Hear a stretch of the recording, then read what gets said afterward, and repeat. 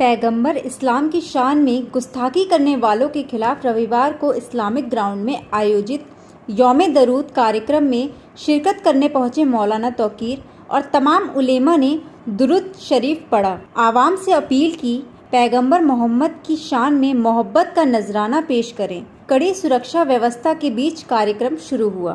पैगंबरे इस्लाम की शान में गुस्ताखी करने वालों के खिलाफ इत्तेहाद मिल्लत काउंसिल प्रमुख मौलाना तौकीर रजा की अगुवाई में इस्लामिया मैदान में यौम दुरूद का आयोजन किया गया। मैदान में हजारों की भीड़ पहुंची। मुफ्ती खुर्शीद आलम ने लब्बैक या रसूलल्लाह पढ़ा।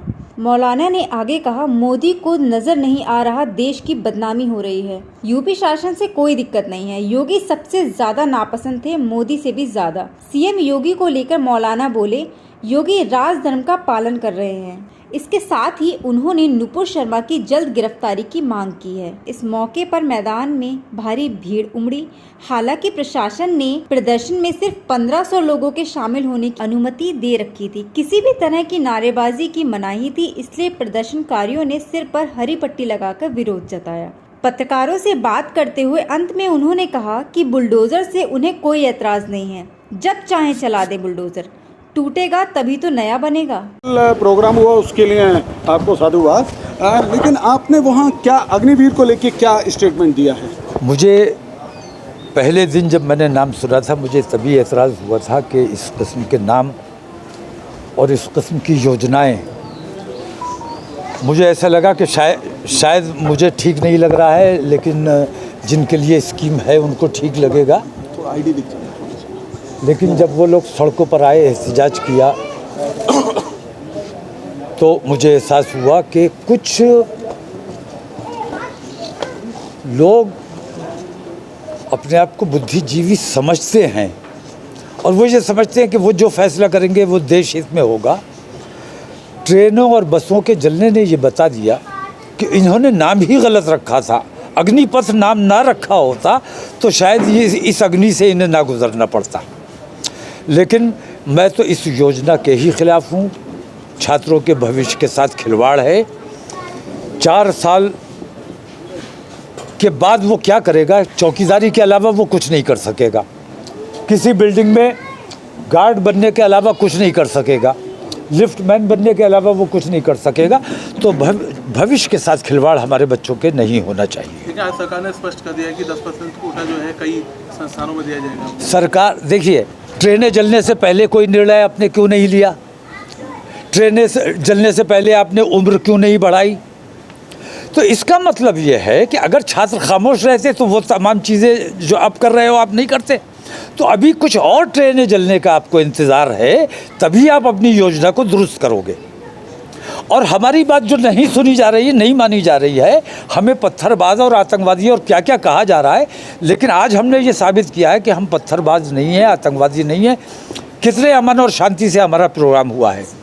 आज मुझे ये एहसास हो रहा है कि पूरी दुनिया में नरेंद्र मोदी का कितना गलत मैसेज, हमारे देश की हुकूमत का कितना गलत मैसेज जा रहा है कि जो लोग ट्रेन जला रहे हैं, रक्षा मंत्रालय फ़ौरन उनके लिए मीटिंग करता है। जो बसें जला रहे हैं, जो विरोध कर रहे हैं, आग लगाने का काम कर रहे हैं, गृह मंत्रालय और प्रधानमंत्री खुद बार बार मीटिंग करते हैं और नए नए प्रलोभन देते हैं। और जो अमन शांति के साथ हाथ जोड़कर अपनी बात मनवाना चाहिए, एक मामूली सी बात, जिसने जुर्म किया है उसको गिरफ्तार करो, एक मामूली सी बात। इसका मतलब ये है कि आप दोहरे मापदंड हैं आपके पास 80 और 20 वाला फार्मूला है। आज के मेरे इस प्रोग्राम ने, मैं समझता हूँ कि गेंद अब हिंदू समाज के पाले में है। हिंदू समाज को ये फैसला करना है कि देश 80 और 20 के फार्मूले पर चलेगा या देश एकता और भाईचारे और प्रेम के रास्ते पर चले। बीजेपी ने पार्टी से हटा दिया, इसका मतलब उसे अपराधी मान लिया। तो अपराधी को सज़ा मिलनी चाहिए। ये पार्टी से निकाल देना सज़ा नहीं हुई, पार्टी से निकालने का आपने अपना पल्ला झाड़ दिया कि हमारे पार्टी से इस बात का कोई ताल्लुक नहीं है। लेकिन उसने जो जुर्म किया है उसकी सज़ा उसे कौन देगा? सरकार को देना चाहिए। और सरकार 80 और 20 की पॉलिसी पे काम करते हुए हमारी बात को नज़रअंदाज करके नुपुर शर्मा जैसे गुनहगारों की सरपरस्ती करने का काम कर रही। इसका मैसेज पूरी दुनिया में ख़राब जा रहा है। आपने एक घर वापसी वाली बात की थी, उस पर क्या बात कही थी आपने, वो जानना चाहिए। इससे आपने मोदी जी को कलमा पढ़ने मैंने हमें ये सिखाया गया है कि तुम्हें अगर सही रास्ता पता है तो जो भटके हुए हैं, जो बहके हुए हैं, उनको सही रास्ता बताना तुम्हारी जिम्मेदारी है। मैं ये समझता हूँ कि जैसे हमसे बार बार कहा जाता है कि घर वापसी कर लो, तो वापसी का मतलब ये होता है कि पीछे आ जाओ। हम पीछे जाने वाले लोग नहीं हैं और ना आप लोग पीछे जाना चाहेंगे, क्योंकि आप पहले जंगलों में रहते थे, आप पहले पत्थर युग में रहते थे, आप पहले बिना कपड़ों के रहते थे। आज कोई उस युग में वापस नहीं जाना चाहेगा, हर आदमी आगे बढ़ना चाहता है। तो अब हम आपसे 1400 बरस आगे चल रहे हैं, हमें एक लाइट 1400 बरस पहले मिल गई है, हम आपको उस लाइट में लाना चाहते हैं। हम आपको इनवाइट कर रहे हैं कि आइए, इस्लाम सही मोक्ष का मार्ग है। अगर मोक्ष का मार्ग आपको चाहिए तो इस्लाम के रास्ते पर एकता, भाईचारे और शांति का मार्ग जो है वो इस्लाम का मार्ग है। ये बात आप अमित शाह जी और प्रधानमंत्री नरेंद्र मोदी जी तमाम के लिए ये मेरी दावत है, तमाम के लिए मेरी ये दावत है कि अगर वाकई तुम दुनिया के लिए आए हो तो और बात है। मेरा तो ईमान ये है कि मैं दुनिया से मुझे वापस जाना है और हिसाब देना है, और वहाँ मेरा सर शर्म से ना झुका रहे, मैं इसलिए काम कर रहा हूँ। मेरे आमाल अच्छे होना चाहिए। अगर मोक्ष का मार्ग लोगों को लगता है कि लिंचिंग मोक्ष का मार्ग है तो वो सही रास्ते पे है, और अगर एकता और भाईचारा मोक्ष का मार्ग है तो मैं सही रास्ते पर हूँ। हम अल्लाह वाले लोग हैं। बुलडोज़र हम चाहते हैं कि हमारे यहाँ चला दो, टूटेगा तभी नया बनेगा। हमारा पुराना घर हो गया है, टूट जाएगा तो नया बना लेंगे, अल्लाह इंतज़ाम करा देगा। हम डरने वाले लोग नहीं हैं, और ना हम नरेंद्र मोदी की या केंद्र सरकार की मुखालफत कर रहे हैं। हमें अल्लाह ने ज़ुबान अता की है और इतनी समझ अता की है कि जो सही है उसको सही कहो, जो गलत है उसको गलत कहो। तो गलत को गलत कहना हमारी ज़िम्मेदारी है, तो जो सही है उसको सही कहना भी हमारी ज़िम्मेदारी है। योगी ने पिछले दिनों जो काम मेरी नज़र में आए, जैसे उत्तर प्रदेश जलाने के लिए, उत्तर प्रदेश में आग लगाने के लिए कुछ हिंदू टोपी लगाकर मस्जिद की बेहुरमती करने गए। योगी चाहते तो मामले को दबा सकते थे, लेकिन उन्होंने खोल दिया और उन लोगों को कैफरे किरदार तक पहुँचाया, जेल में भेज दिया, उनकी साजिश को नाकाम किया। इस किस्म के कई वाक़यात हैं। तो लेकिन ऐसे ये काम अगर नरेंद्र मोदी को योगी सरकार से प्रेरणा लेनी चाहिए कि राजधर्म कैसे निभाया जाता है।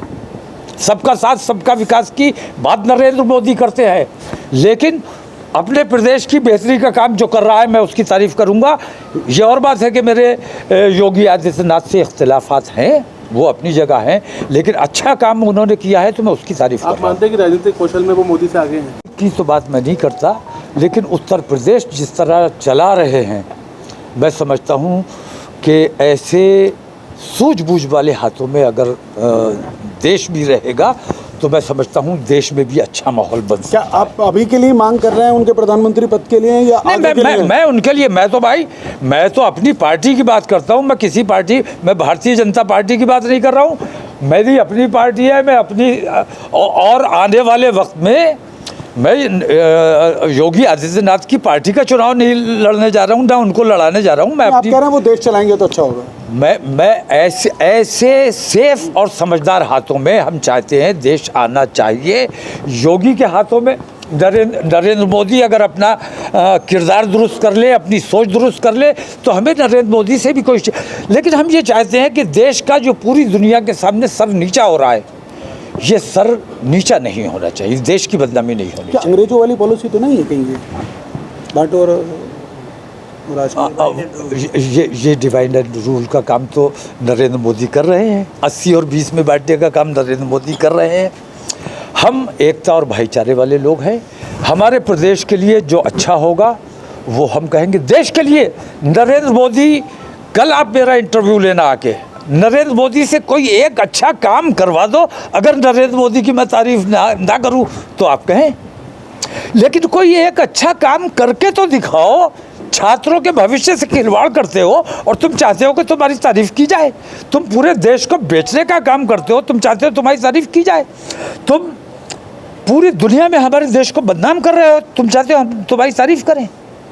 एक अच्छा काम कर जिस दिन कर देंगे, मैं नरेंद्र मोदी की तारीफ करूंगा।